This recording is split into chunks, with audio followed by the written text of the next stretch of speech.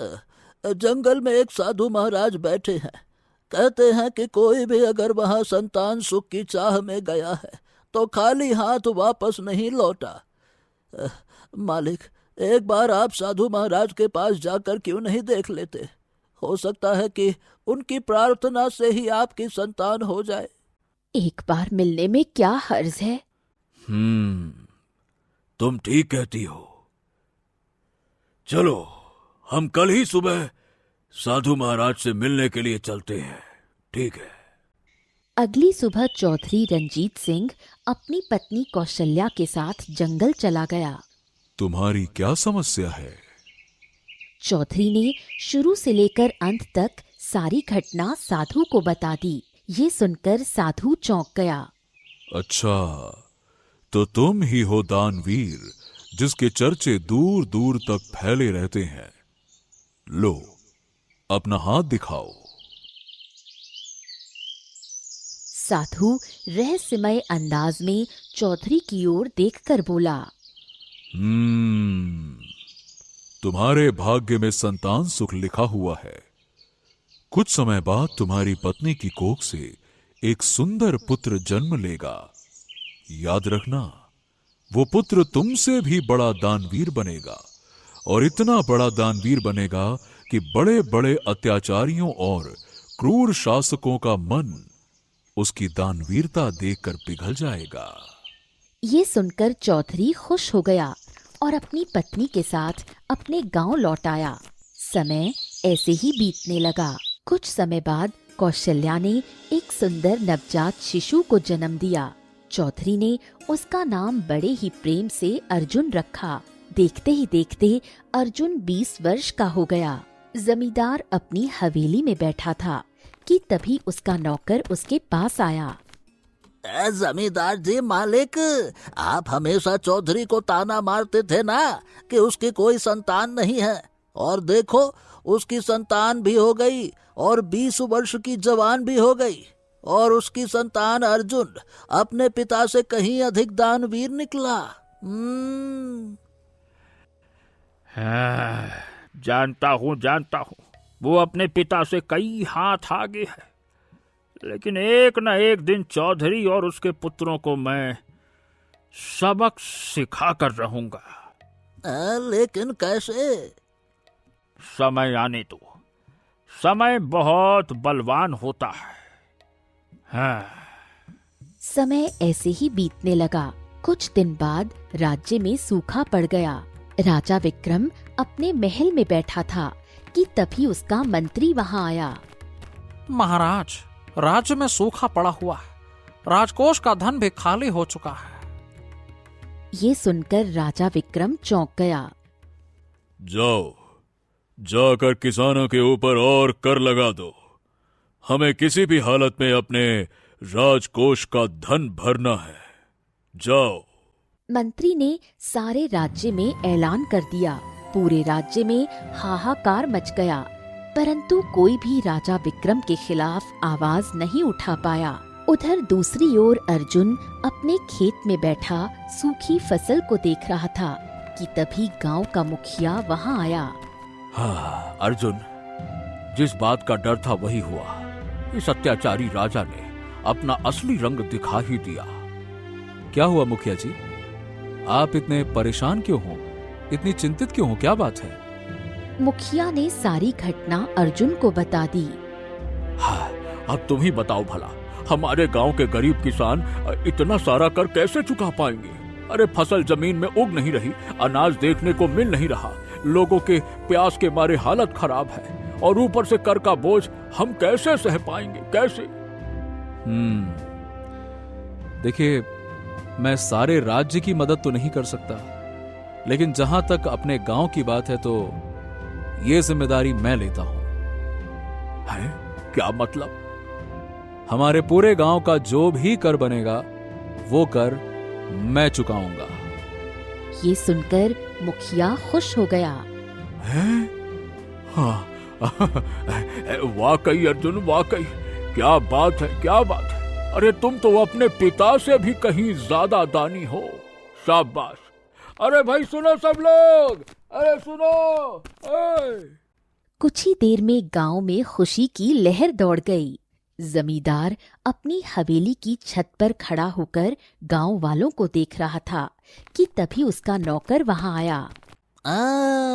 आपने सोचा था कि गांव के लोग अरे महाराज के कर के बोझ तले दबकर कर चुकाने के लिए आपसे कर्जा मांगने के लिए आएंगे और आप उनकी जमीन अपने नाम करवा लेंगे, लेकिन यहाँ तो पासा उल्टा पड़ गया मालिक।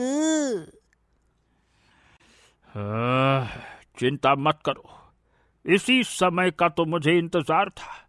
अब तुम देखो मैं क्या करता हूँ। अगले दिन जमींदार राजा विक्रम के महल में राज दरबार में पहुंचा। कौन हो तुम? महाराज की जय हो, जय हो। महाराज, मैं शंकरपुर गांव का जमींदार हूँ। इतना कहकर जमींदार ने शुरू से लेकर अंत तक सारी घटना राजा विक्रम को बता दी। बात यह है महाराज कि सारे गांव का कर अर्जुन चुका रहा है। हमें इससे क्या लेना देना? हमें तो कर से मतलब है ना। महाराज, आप देख नहीं रहे हैं, वो बहुत सारे गांव वालों का कर चुका रहा है और सारे गांव वालों की हमदर्दी हासिल कर रहा है। सारा गांव उसकी एक आवाज पे चल देता है। कल को वो आपके लिए खतरा हो सकता है। लोग उसके साथ जुड़ रहे हैं। वो लोगों को आपके खिलाफ बगावत के लिए भी उकसा सकता है। ये सुनकर राजा विक्रम चौंक गया। ये बात तो हमारे दिमाग में आई ही नहीं। बहुत अच्छा किया जमींदार, जो तुमने हमें उसके बारे में बता दिया। हम अभी सैनिकों को भेजकर उसे बुलवाते हैं। जमींदार खुश होकर वहाँ से चला गया। कुछ देर बाद सैनिक हरियापुर गांव पहुँचे और सीधे चौधरी रंजीत सिंह की हवेली में घुस गए। अर्जुन कौन है? तभी वहाँ अर्जुन आ गया। मैं हूँ अर्जुन। तो चलो, तुम्हें महाराज ने बुलाया है, चलो। कुछ ही देर में अर्जुन राज दरबार में खड़ा था। सुना है कि तुम अपने गांव के बहुत बड़े दानी हो। महाराज, दानी हूँ, डकैत तो नहीं। और दान करना तो पुण्य का काम है ना। तुम्हारी जबान कैंची की तरह बहुत तेज चलती है। तुम्हें क्या लगता है कि मैं मूर्ख हूँ क्या? तुम दान का दिखावा करके लोगों को अपने साथ अपनी तरफ कर रहे हो ताकि तुम हमारे खिलाफ उन्हें उकसा सको, हमारे खिलाफ बगावत कर सको। क्या? नहीं नहीं नहीं नहीं नहीं महाराज, ये आपको गलत फहमी है। बस, हम अच्छी तरह से जानते हैं कि तुम सूखे का फायदा उठाकर हमारा राज्य हमसे छीनना चाहते हो। कान खोल कर सुन लो, हम तुम्हें आदेश देते हैं कि जब तक राज्य में सूखा खत्म नहीं हो जाता तब तक तुम राज्य के आसपास भी नहीं भटक सकते। तुम्हें अभी और इसी समय अपना गांव छोड़ना होगा। अगर आदेश का पालन नहीं किया तो तुम्हें और तुम्हारे पिता को बंदी बनाकर कारागार में डाल दूंगा मैं। अर्जुन समझ गया कि राजा विक्रम से बहस करना बेकार है। ठीक है महाराज, जैसा आपका आदेश, जो आज्ञा। अर्जुन इस समय अपने घर की ओर नहीं बल्कि जंगल की ओर चला गया। वो एक वृक्ष के नीचे बैठ गया और आंसू बहाते हुए बोला, हे भगवान, मुझे अपनी चिंता नहीं है, लेकिन मैं जानता हूँ कि पिताजी भी गांव को मुसीबत में नहीं देख सकते। अगर उन्होंने गांव वालों का कर चुकाना प्रारंभ किया तो महाराज शायद उन्हें नुकसान पहुंचा सकते हैं। तभी अर्जुन के कंधे पर पीछे से किसी ने हाथ रखा। अर्जुन ने जैसे ही पीछे मुड़कर देखा तो उसके सामने एक साधु खड़ा था। ये वही साधु था जिसने पहले राजा विक्रम से पानी मांगा था और उसी साधु ने चौधरी रंजीत सिंह को पुत्र होने की भविष्यवाणी की थी। अर्जुन ने साधु को पूरी घटना बता दी। अब बताइए साधु महाराज, मैं करूं तो क्या करूं मैं? तुम्हारी दानवीरता की चर्चा तो हर जगह फैल रही है। जिस तरह लोग तुम्हारी दानवीरता देखकर तुमसे जुड़ रहे हैं, उसी तरह तुमसे ईर्ष्या करने वाले लोग भी बढ़ रहे हैं। चिंता मत करो, गांव का सूखा कल से समाप्त हो जाएगा। इतना कहकर साधु कुछ मंत्र पढ़ने लगा। ओम। अगले ही पल आकाश में काले बादल घिर गए और वर्षा होने लगी। हाँ, आप तो कोई चमत्कारी साधु लगते हैं महाराज। ध्यान रखना, चाहे कुछ भी हो जाए, अपनी दानवीरता को मत छोड़ना। यही दानवीरता तुम्हारे अंदर एक अद्भुत चमत्कारी शक्ति उत्पन्न कर देगी। एक ऐसी शक्ति जिसका आभास तुम्हें हो जाएगा। भले ही दान मांगने वाला व्यक्ति अच्छे इरादे से दान मांगने आए या बुरे इरादे से दान मांगने आए। ये सुनकर अर्जुन चौंक गया। बुरे इरादे से दान मांगने कौन आता है साधु महाराज? ये संसार बुरे मनुष्यों से भरा पड़ा है अर्जुन। याद रखना, समय हर किसी की परीक्षा लेता है। तुम्हारी भी परीक्षा जरूर लेगा और कुछ ऐसा होगा जिसकी शायद तुम कल्पना भी नहीं कर सकते। लेकिन तुम किसी भी हाल में दानवीरता को नहीं छोड़ना। इतना कहकर साधु वहां से चला गया। कुछ देर बाद अर्जुन अपने घर आ गया। हाँ, देखो पुत्र देखो, वर्षा हो गई। हाँ पिताजी, लगता है भगवान ने हमारी प्रार्थना सुन ली।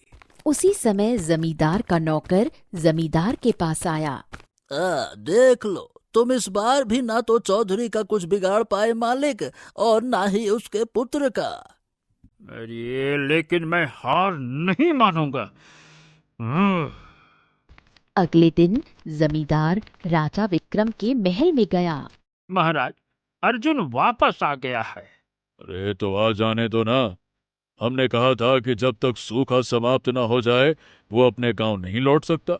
अब सूखा समाप्त हो चुका है तो हम क्या करें? अरे लेकिन महाराज, अभी भी उससे लोग बाग जुड़ रहे हैं, लोग उसकी बात मानते हैं। ये सुनकर राजा विक्रम क्रोधित हो गया। ओहो, तब तो हमें उसे दंड देना होगा। महाराज, मेरे पास एक उपाय है। बताओ, कैसा उपाय? महाराज, उसे अपनी दानवीरता पर बहुत घमंड है।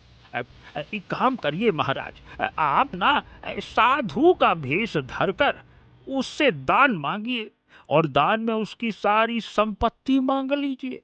वो इनकार कर देगा और उसकी झूठी दानवीरता का भांडा फूट जाएगा। फिर गांव वालों के मन में उसके प्रति जो सम्मान है वो खत्म हो जाएगा।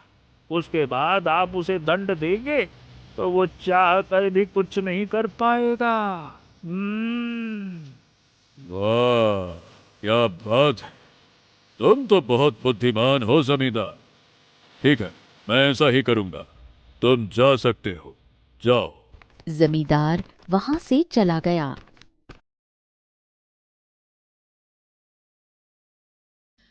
दोस्तों, ये कहानी आपको कैसी लगी कमेंट करके जरूर बताइए। अगर कहानी पसंद आई हो तो हमारे चैनल को सब्सक्राइब करें और इसे अपने दोस्तों के साथ शेयर करना ना भूलें।